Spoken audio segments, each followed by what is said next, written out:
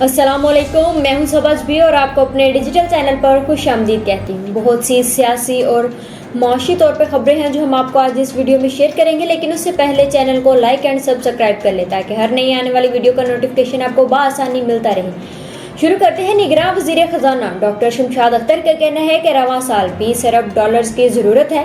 तरसीलात ज़र को बढ़ाने की स्कीम मुतारिफ कर रही है। मुल्क की मईशत बहाल हो रही है, एतमाद बढ़ रहा है। अच्छी खबर है कि महंगाई कम होना शुरू हो चुकी है। निगरान वज़ीर ख़जाना डॉक्टर शमशाद अख्तर का ये आज का बयान है। उन्होंने कहा कि महंगाई जो है वो कम होना शुरू हो गई है। सेनेट की कायमा कमेटी बराए ख़जाना को ब्रीफिंग देते हुए डॉक्टर शमशाद अख्तर ने कहा कि 17 अगस्त को निगरान हुकूमत ने इक़्तिदार संभाला। इस वक्त मुल्क की मईशत को शदीद चैलेंजेस दरपेश थे, तारीखी महंगाई थी। इन्होंने कहा कि निगरान हुकूमत आई तो माहाना महंगाई 38% तक पहुंच चुकी थी। अच्छी खबर है कि महंगाई कम होना अब शुरू हो चुकी है। इन्होंने कहा कि 2023 में GDP 0.3% थी। सैलाब और यूक्रेन जंग की वजह से मुल्क की मईशत को नुकसान पहुंचा है। 2023 में 40 लाख लोग गुर्बत का शिकार हो चुके हैं। मुल्क में बेरोजगारी 10% तक पहुंच चुकी है। इन्होंने कहा कि वज़ारत ख़जाना को मुआशी बहाली का प्लान तैयार करने की जिम्मेदारी दी गई है। वज़ारत ख़जाना को कलील मुद्दत और दरमियानी मुद्दत के इक़दामात करने की जिम्मेदारी भी दी गई है। इन्होंने कहा कि आइंदा हुकूमत के लिए बेहतर मुआशी इक़दामात करने की कोशिश कर रही हैं। सूबों को अखराजात कम करने की हदायत भी की गई है। डॉक्टर शमशाद अख्तर ने कहा कि IMF प्रोग्राम पर अमल दरामद के लिए पुरअज़म है। स्टेट बैंक के ज़र मुबादला के ज़खायर 1.5 माह के दरामदात के बराबर हो चुके हैं। जबकि दूसरी जानिब जो है वो अमीर जमात इस्लामी सिराजुल हक ने कहा कि कराची की तरक्की और खुशहाली मुल्क की खुशहाली की ज़मानत है। बदकिस्मती से ये शहर मसाइल में गिरा हुआ है, क्योंकि पीपल्स पार्टी को हमेशा से ही ये शिकायत रही है, चाहे वो निगरान हुकूमत हो या दूसरी जो इलेक्टेड हुकूमत हो, उससे कि हमें जो सिंध में जो है वो हमें फंड्स प्रॉपर नहीं दिए जा रहे या वहाँ पर जो है वो तरक्याती काम नहीं किए जाते, शुरू नहीं किए जाते। उसके अलावा उन्होंने जमात इस्लामी सिराजुल हक ने कहा कि कराची में प्रेस कॉन्फ्रेंस उन्होंने की, कहा कि शहरी मसाइल का हल बल्दियाती निज़ाम में है। अमीर जमात इस्लामी ने कहा कि अभी तक बल्दियाती नुमाइंदों को इख्तियारात मुंतकिल नहीं हुए हैं। पीपल्स पार्टी की हुकूमत ने इख्तियारात मुंतकिल बल्दियाती नुमाइंदों के हवाले नहीं किए। ये सूरत हाल निगरान हुकूमत में भी बरकरार है। इन्होंने कहा कि निगरान वज़ीर आला मकबूल बाकर से ज़्यादा आईन और कानून को जानते हैं। निगरान वज़ीर आला से मुतालबा है कि मुंतखब बल्दियाती नुमाइंदों को इख्तियारात मुंतकिल किए जाएं। इन्होंने कहा कि अब तक UC और टाउन नाज़मीन को इख्तियारात नहीं सौंपे गए। माजी की हुकूमतों ने आइन पर कभी अमल नहीं किया। सिराजुल हक ने कहा कि मसाइल के सबसे बड़ी वजह करप्शन और नाअहल हुक्मरान है। पाकिस्तान मुस्लिम लीग नून के रहनुमा राना सनाउल्लाह का कहना है कि 9 मई को आर्मी तनसीबात पर हमला करने की तफ्तीश आर्मी ने ही करनी है। जिस जत्थे ने 9 मई को बेपा किया था, इन्हें अपना जुर्म फेस करना होगा। किसी को जुर्म इसलिए माफ़ नहीं किया जा सकता कि इसने इलेक्शन लड़ना है। गुजरावाला में मुशावरती इजलास के बाद कारकुनों से खिताब करते हुए राना सनाउल्लाह ने कहा कि नवाज शरीफ 21 अक्टूबर को पाकिस्तान आ रहे हैं। नवाज शरीफ मुल्क को मुश्किलात से निकालने का हल बताएंगे। नून लीग की जो है वो तमाम तरह कोशिशें और बयानियाँ जो है उनका इसी बात पर है कि नवाज शरीफ जो है वो 21 अक्टूबर को पाकिस्तान आएंगे और आते ही जो है वो मुल्की हालात जो है वो ठीक हो जाएंगे। अब देखना ये है कि नवाज शरीफ साहब जब आते हैं वापस तो ऐसा कौन सी जादू की छड़ी लेकर आएंगे साथ कि आते ही मुल्क की मईशत जो है वो बेहतर होना शुरू हो जाएगी। राना सनाउल्लाह ने मजीद कहा कि बार बार साजिश के जरिए नवाज शरीफ को निकाल कर तरक्की का सफर रोका गया। 1999 में लोड शेडिंग और खुदकुश हमलों का किसी ने तसव्वुर भी नहीं किया था। 21 अक्टूबर को मुल्क की तरक्की का सफर दोबारा शुरू होगा। इन्होंने कहा कि नवाज शरीफ का इस्तकबाल वैसा हुआ जैसा हम चाहते हैं तो तरक्की का सफर ठीक से आगे बढ़ेगा। जब तक कारकुनान जाती तौर पर जिम्मेदारी नहीं लेंगे, इस वक्त तक बात नहीं बनेगी। यानी कि वो कारकुनान जो है या अवाम जो है उनको दावत दे रहे हैं कि जिस तरह का टारगेट हमने सेट कर रखा है कि इतनी अवाम जो है वो मीनार पाकिस्तान में जो इनका खिताब होगा वहाँ पर आएंगी, तभी जो है वो मुआशी हालत जो है वो बेहतर हो सकेगी या वो जो है उनकी कोशिशें जो हैं वो रंग लाएंगी। इसके अलावा मुस्लिम लीग नून के रहनुमा ने कहा कि नवाज शरीफ इंतकाम पर यकीन नहीं रखते। शहबाज शरीफ ने बतौर अपोजिशन लीडर मुल्क की खातिर फितने को साथ बैठने की पेशकश की। बिलावल भुट्टो ने उठकर शहबाज शरीफ की तायद की। इन्होंने कहा कि आप कदम बढ़ाएं, हम आपके साथ हैं। PTI चेयरमैन उठे और कहने लगे, मैं साथ नहीं बैठूंगा, तुम सबको जेलों में बंद करूंगा। जबकि दूसरी जानिब आपको बताते चलें कि चेयरमैन पाकिस्तान तहरीक इंसाफ के वकील शेर अफजल मुरव्वत का कहना है कि चेयरमैन पाकिस्तान तहरीक इंसाफ को वो सहूलतें अडयाला जेल में नहीं दी गई। उन्होंने कहा कि चहलकदमी के लिए 10 फीट के कमरे से बाहर निकलने की इजाज़त जो है वो नहीं दी जा रही। चेयरमैन पीटीआई से मुलाकात के बाद वकील शेर अफजल मुरव्वत ने मीडिया से गुफ्तगू करते हुए कहा कि चेयरमैन पीटीआई से केसेस में अब तक की पेशरफ्त से मुतालिक गुफ्तगू हुई है। चेयरमैन पीटीआई ने उमैर नियाजी से मुलाकात करवाने का कहा। शेर अफजल मुरव्वत ने कहा कि कानूनी टीम में इख्तलाफात नहीं, हर कोई अपनी बसात के मुताबिक काम कर रहा है। चेयरमैन पीटीआई को आगाह किया कि 8 दिनों के लिए लंदन जा रहा हूँ।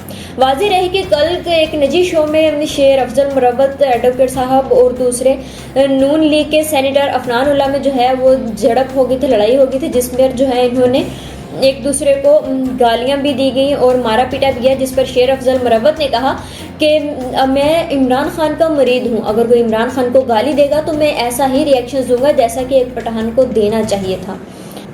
उसके बाद आपको बताएं कि सेनेट कायमा कमेटी इजलास में आज उनका इजलास हुआ था, जिसमें कुर्सी का पाया टूट गया, जिसके बाइस सेनेटर इरफान सदीकी कुर्सी से गिर पड़े। इजलास में शुरका ने इरफान सदीकी को ज़मीन से उठाया। अपनी खैरियत बताते हुए इरफान सदीकी ने कहा कि मैं ठीक हूँ, कुर्सी टूट गई थी। इन्होंने मजीद कहा कि हम कमेटी रूम कौमी असम्बली से उधार लेते हैं और यहाँ फर्नीचर का ये हाल है। उनका मजीद कहना था कि फर्नीचर की सूरत हाल स्पीकर के नोटिस में लाया जाएगा।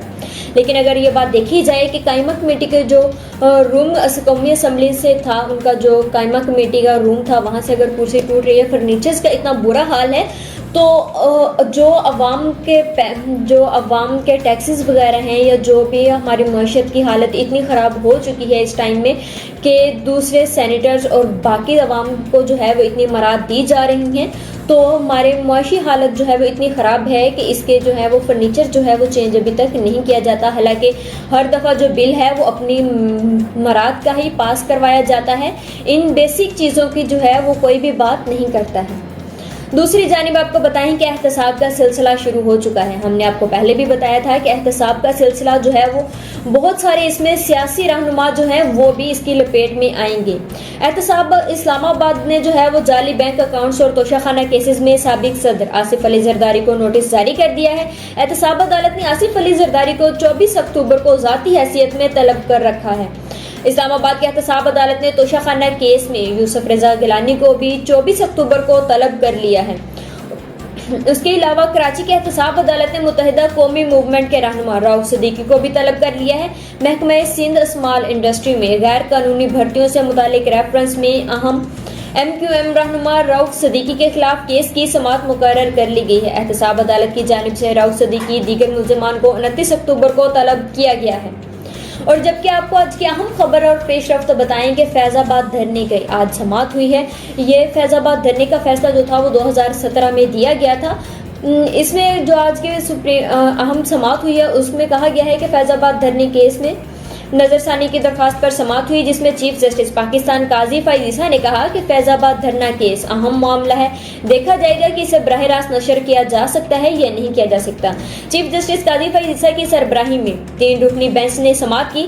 जस्टिस अतहर मनहुल्ला और जस्टिस अमीनुद्दीन खान बेंच का हिस्सा थे। उन्होंने फैसला पढ़कर सुनाया गया। अटॉर्नी जनरल ने कमरा अदालत ने फैज़ाबाद धरने केस का फैसला जो है वो पढ़कर सुनाया।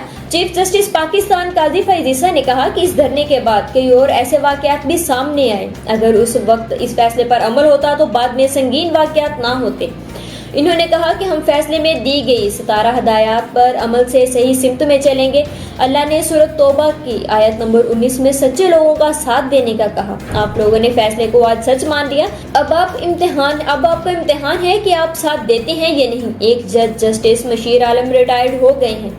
अटॉर्नी जनरल ने कहा कि वफाक इस केस में दिफा नहीं करना चाहता। पैमरा के वकील ने भी जो है वो नज़रसानी की अपील वापस लेने की इस्तदा कर दिया, जबकि PTI के जानिब से भी दरख्वास्त की नज़रसानी की दरख्वास्त थी उसको भी वापस लेने की अपील की गई है, जिस पर चीफ जस्टिस पाकिस्तान काजी फैज़ ईसा ने आज सवाल उठाए। कहा कि पहले कहा गया था कि फैसला गलतियों से भरा पड़ा है, अब क्या फैसले में गलतियां खत्म हो गई हैं? क्या नज़रसानी की दरख्वास्तें वापस लेने की कोई वजह है? जो अथॉरिटी में रह चुके वो TV और YouTube पर तकरीर करते हैं, कहा जाता है कि हमें सुना नहीं गया, अब हम सुनने के लिए बैठे हैं। آکر بتائیں، ہم یہ درخواستیں زیر التوا کو رکھ لیتے ہیں، کسی نے کچھ کہنا ہے تو تحریری طور پر کہیں، آپ طویل پروگرام کر لیں مگر ہر ادارے کو تباہ نہ کریں۔ چیف جسٹس نے کہا کہ آپ یہاں خاموش ہیں اور ٹی وی پر کہیں گے کہ ہمیں سنا نہیں گیا، ہم پیمرا کی درخواست پر زیر التوا رکھیں گے، کل کوئی یہ نہ کہے کہ ہمیں سنا نہیں گیا۔ سوال تو اٹھتا ہے کہ فیض آباد دھرنے کیس کے فیصلے پر عمل کیوں نہیں ہوا، آخر سب اتنے ڈرے ہوئے کیوں ہیں؟ اٹارنی جنرل نے کہا کہ فیض آباد دھرنا کیس کے فیصلے پر عمل ہونا چاہیے۔ جسٹس اطہر من اللہ نے کہا کہ فیض آباد دھرنا کیس لینڈ مارک ججمنٹ ہے، کیس کے فیصلے پر عمل ہونا چاہیے۔ شیخ رشید کی جانب سے ایڈوکیٹ آن ریکارڈ کی درخواست کی پیروی جاری رکھنے کی استدعا کی گئی۔ وکیل اعجاز الحق نے کہا کہ فیصلے میں مجھے غیر ذمہ دار سیاستدان کہا گیا، میں نے دھرنے کی حمایت نہیں کی تھی، جس پر چیف جسٹس قاسم فائز عیسیٰ نے ریمارکس دیے کہ ان فضول قسم کی درخواستوں پر اٹارنی جنرل پر جرمانہ عائد کرنا چاہیے۔ چیف جسٹس قاسم فائز عیسیٰ نے سوال اٹھایا کہ الیکشن کمیشن تب ٹھیک تھا یا اب؟ کیا کوئی کنڈکٹر تھا یا جو یہ سب کرا رہا تھا؟ الیکشن کمیشن نے تب کس کے کہنے پر نظر ثانی دائر کی تھی؟ آرکیسٹر میں سب میوزک بجاتے ہیں اور سامنے ایک ڈنڈا لیے کمانڈ دے رہا ہوتا ہے۔ کیا الیکشن کمیشن تب کنٹرول ہو رہا تھا، اب ہو رہا ہے یا ہمیشہ سے ہوتا آیا ہے؟ پاکستان میں وہ چلتا ہے جو پوری دنیا میں نہیں ہوتا۔ پاکستان میں کہا جاتا ہے کہ حکم سے اوپر سے آیا ہے۔ الیکشن کمیشن بتائے کہ کس نے کہا تھا کہ نظر ثانی دائر کر دو۔ نعوذ باللہ، اوپر سے حکم اللہ کا نہیں، یہاں کسی اور کا ہوتا ہے۔ عدالتوں کو اپنے مقصد کے لیے استعمال کیا جاتا ہے، جو کہ انہوں نے کہا کہ عدالتوں کو اپنے مقاصد کے لیے استعمال کرنے کی اجازت ہم نہیں دیں گے۔ نبی کریم صلی اللہ علیہ وآلہ وسلم نے بھی جھوٹ سے منع کیا ہے۔ جو ہوا اس کا اعتراف تو کر لیں، جزا سزا بعد میں ہوگی، اعتراف جرم تو کریں۔ مان لیں کہ الیکشن کمیشن اس وقت فرد واحد کے حوالے سے کیا گیا تھا، آج الیکشن کمیشن آزاد ہو گیا ہے، ہمت ہے تو بتائیں کہ کہیں تب کون سا تھا جو سب کو کنٹرول کر رہا تھا؟ انہوں نے کہا کہ آپ لوگ تو وہاں تک پہنچ بھی نہیں سکتے، کس کا ڈر ہے؟ اوپر والے کا تو نہیں، آخر کس سے ڈرتے ہیں؟ ٹی وی پر جا کر بھی تقریریں کریں گے۔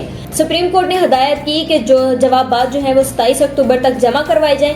سماعت کے اختتام پر چیف جسٹس پاکستان قاضی فائز عیسیٰ نے سورۃ توبہ کا ترجمہ کیا۔ انہوں نے کہا کہ اے ایمان والو، اللہ سے ڈرو اور سچے لوگوں کا ساتھ دو۔ انہوں نے کہا کہ یہ سب نے تسلیم کیا کہ عدالتی فیصلہ سچ تھا، ہمارا امتحان پاس ہو گیا، اب آپ کی باری ہے۔ سپریم کورٹ نے فیض آباد دھرنا کیس میں نظر ثانی درخواستوں پر سماعت 1 نومبر تک ملتوی کر دی ہے۔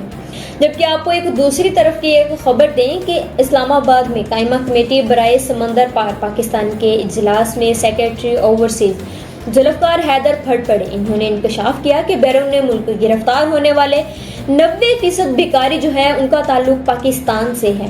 انہوں نے کہا کہ عراق اور سعودی عرب عاجز آگے ہیں، زیادہ تر بیکاری عمرہ ویزا لے کر جاتے ہیں اور وہاں پر مانگنا شروع کر دیتے ہیں، اور جو جیب کتروں کی جو تعداد ہے جو گرفتار ہوئے ہیں وہاں پر، ان میں بھی سب سے زیادہ تعداد جو ہے وہ پاکستانیوں کی ہے۔ انہوں نے کہا کہ پاکستان کو صرف زیادہ تر بیکاری عمرہ ویزا پر جاتے ہیں، حرم سے پکڑے گئے، جب جیب کتروں کی اکثریت بھی پاکستانیوں کی ہے۔ انہوں نے کہا کہ جاپان نے 3,40,000 ہنرمند مانگے تھے، جس میں سے پاکستان نے صرف 200 افراد جاپان بھیجے، بھارت نے 1.5 لاکھ، نیپال نے 91,000، بنگلہ دیش اور سری لنکا نے بھی سینکڑوں ہنرمند بھیجے۔ انہوں نے کہا کہ پاکستان نے صرف 200 جو ہے وہ لوگ بھیجے تھے اس ٹائم میں، لیکن پاکستان میں اس وقت جو ہے وہ 50,000 سے زائد انجینئرنگ جو ہے وہ بے روزگار بیٹھے ہوئے ہیں، لیکن پاکستان کو جو ہے وہ کام کے لیے جو ہے وہ نہیں جا رہے ہیں۔ لیکن اب جو ہے وہ جاپان نے بھی یہ ڈیمانڈ رکھ دی ہے کہ وہ صرف لیبر ہی نہیں، انہیں ہنرمند لیبر چاہیے۔ اب دیکھا جائے تو ایک افسوس کا مقام ہے کہ پاکستانی کس طرح سے باہر کے ملکوں میں جا کر پاکستان کا نام روشن کر رہے ہیں، اور کوئی اچھا کام بھی نہیں، بیکاری ہیں، اور سب سے زیادہ کہ جیب کتر، اور وہ بھی مقدس جگہ پر حرم پاک میں جیب کتروں کی تعداد جو ہے وہ ان میں زیادہ تر پاکستانی ہیں۔ اب تک کے لیے اتنا ہی، مجھے اجازت دیجیے، اللہ حافظ۔